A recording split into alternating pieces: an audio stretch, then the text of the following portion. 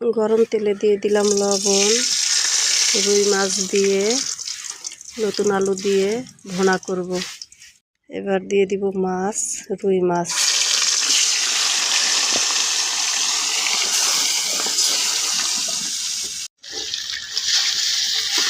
মাছগুলো উঠিয়ে দিব। এই মাছগুলো লাল লাল করে ভেজে নিব। ভুনার জন্য দিয়ে দিব পেঁয়াজ কুচি, দিয়ে দিব কাঁচামরিচ, দিয়ে দেবো এক টুকরা কমলা, রসুন বাটা, আদা বাটা, জিরা বাটা, একটু মরিচ বাটা,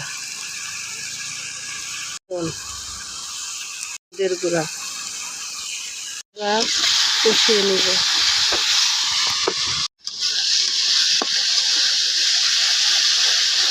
মশলা কষানো হয়ে গেছে, এবার দিয়ে দিব নতুন আলু।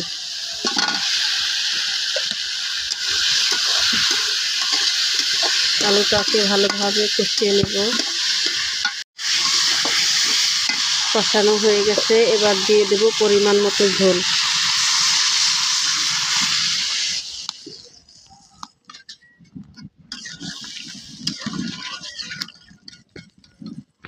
দিয়ে দিব ভেজে রাখা মাছ। মাছ দিয়ে কিছুক্ষণ জাল করে নিয়েছি, এবার দিয়ে দিব ধনিয়া পাতা কুচি। ধনিয়া পাতা কুচির পরিমাণটা আমি একটু বেশি দিয়েছি, এতে গ্রানটা ভালো আসবে।